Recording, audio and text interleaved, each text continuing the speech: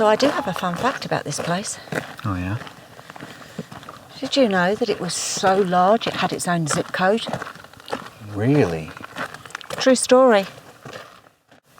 This looks like the whole front section. Or is this the back? No, this is the back entrance. That whole 3 floors, 4 floors, gone. And here's a closer look at just the pile of debris that's come down from all those floors above.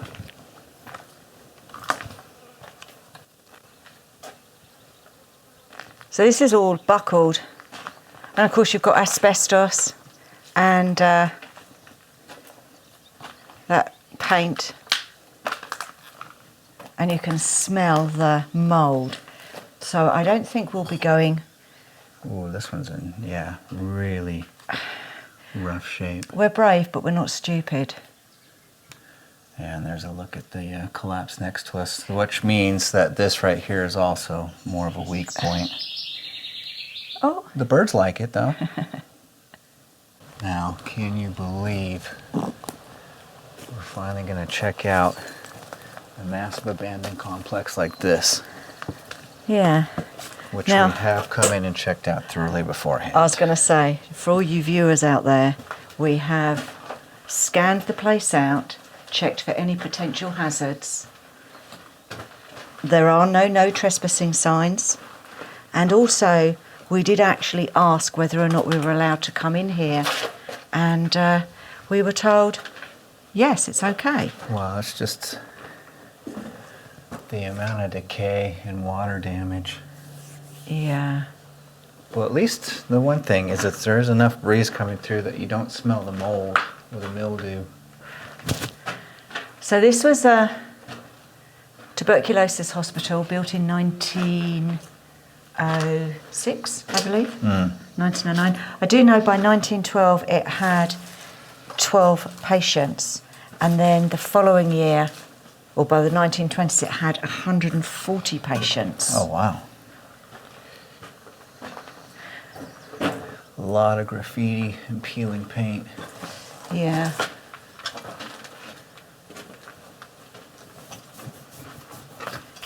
Not a great deal of artefacts, though. And it looks like, oh, okay, we may have our first tunnel. Yeah, so there are several buildings, and like all TB hospitals, there was tunnels linking building to building to building. Right. I do think most of the tunnels have been blocked up. Yeah, it looks like this one, it goes up that way towards the outside. You can see light through here. And just a gentle ramp up. So the tunnels were to transport patients, weren't they? So yeah. People couldn't see. Those that passed so that the rest of the patients wouldn't get upset. So, have you seen this? The brick. Oh, wow. It's got writing on it. So they plastered over. And that one's got like an emblem. It does have some really unique architecture, like the brickwork back here. Now, so this has got pretty... Now, I would have thought this was wallpaper, but it's kind of peeling like the paint would. Yeah. You can see the modern... So this oh, no, it is wallpaper. I can feel it. Yeah. This is more modern because it's got the steel stud construction with the drywall. So after the effect, maybe... Huh. Yeah, because it looks like they closed these 2 rooms off. Well, this has got the same, so... And people have been, what, smashing it up to see if there's any pipes underneath? Pipes, I suppose. Or just being hooligans, smashing things up. Now, I do have some fun facts about this place. I wouldn't necessarily say it was fun. Oh, look at the wallpaper in here. So, yeah, sadly, I think it was in 2001, a young urban explorer came in. He was 12 and plummeted to his death down an open shaft. Oh. Yeah, that's the thing about these places. They are extremely dangerous and dark, so if you don't have proper lighting, And also if you don't know what you're doing. And you don't know what you're doing, yeah. So at one point I read that there was 900 patients. Oh. But I read in another article that there was 1,200 patients and only 400 staff. Yeah, that was the thing about these places. They were always overcrowded and underrun.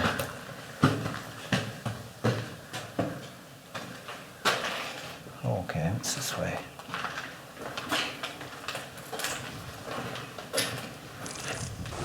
So after this place closed as a TB hospital, it just became a hospital, but there was a section called, sounds awful, the School of the Feeble Minded. Interesting. Don't think they'd be allowed to get away with that these days. It's a bird. Yeah, and this, as you can see, the entire outside is, or the roof has collapsed and it's open to the outside elements. And of course, the thing about some of these places is they are amazing to explore. But we won't show every single room because it does start to get monotonous after a while, as they just start to look exactly the same. I wonder if this was a dumbwaiter, or was that just a pipe? It's not big enough to be a dumbwaiter, is it? Although this hospital was for the developmentally disabled, looking at the graffiti, I think a lot of these people needed to be here. Yeah. They've come to the right place. And of course it is meant to be incredibly haunted, as all these places are. Yeah. But who really knows? But it is just strikingly beautiful to see the decay and nature taking back. We are going to venture up to the third and final floor. Just quickly make sure we don't miss anything.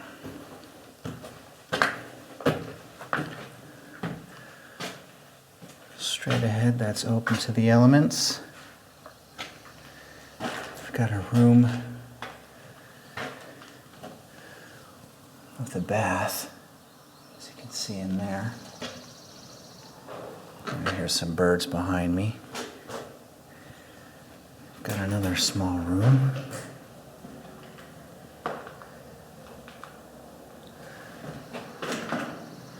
That's it in here.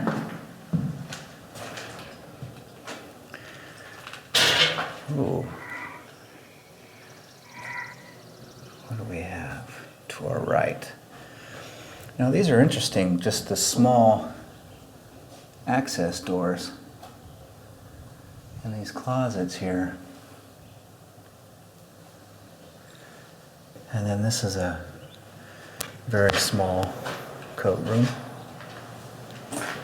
which opens up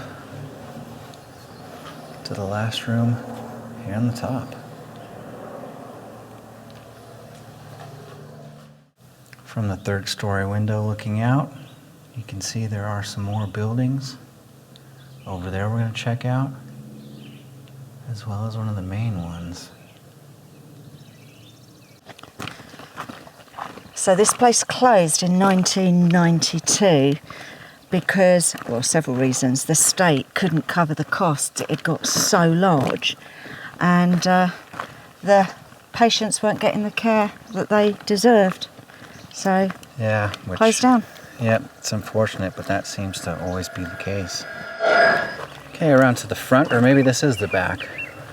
But we were just discussing also, so this hospital had 400 staff for about 1,200, 1,300 patients.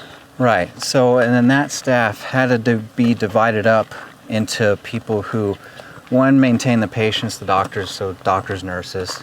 Then you've got also the maintenance people, yeah, the grounds maintenance, people, groundskeepers, cooks, laundry staff. So I mean, the people that actually looked after the patients was divided up into that. So maybe a quarter of that. I wouldn't even say a quarter. No wonder they closed it down. Yeah. And those poor patients, I mean, what did they suffer? What did they go through? Oh, I know, because it's not their fault. They don't. And it might not have been the nurses' faults either. It could just be the fact that the state didn't have the funds to do it. Right, underfunding, and you know, people try to do the best that they can, but sometimes it is simply too much.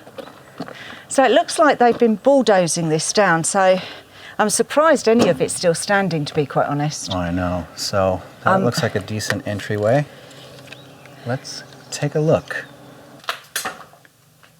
We're inside, we're checking things out. Above us, there, as you can see in the ceiling here, there's a lot of ties that are missing because they had electrical conduit and whatnot. But there are quite a few holes as well. So, I mean, you know, we love doing this kind of stuff, but we also love to live to explore another place. Yeah, live to tell the tale. And I don't think we're going to be venturing upstairs too much because of the shape that some of the rest of this building is in. But we're going to explore down here as much as possible.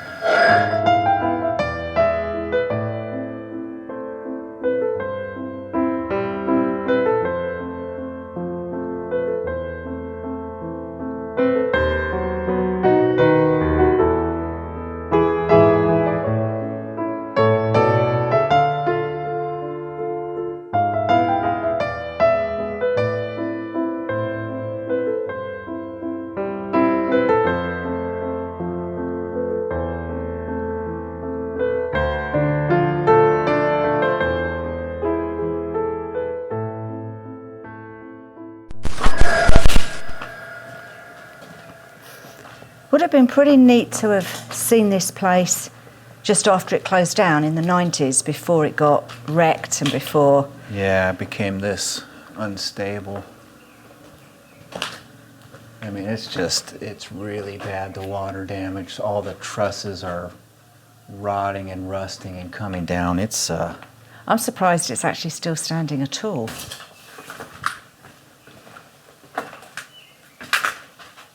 Which is just a shame because, I mean, these places, like we say, we love to explore this kind of thing. We don't get the chance very often, but when they're in this bad a shape, so I mean, both entrances are blocked off from collapse. I mean, this is basically all we can really explore.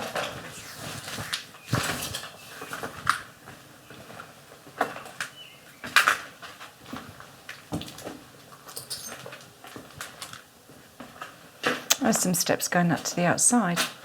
I think that's where we came in. Oh, that's where we came in. Mm-hmm.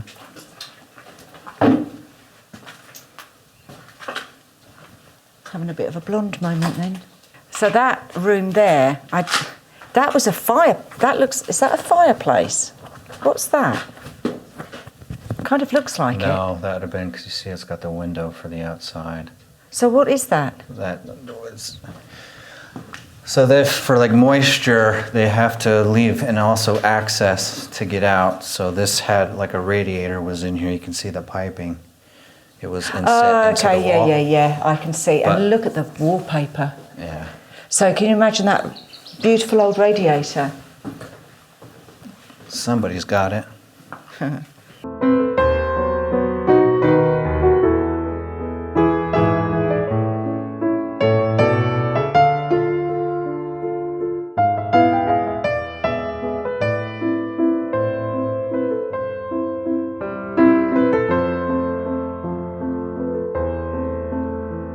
So unfortunately, this building we saw in the distance, we've walked around the outside, that is incredibly structurally unsound.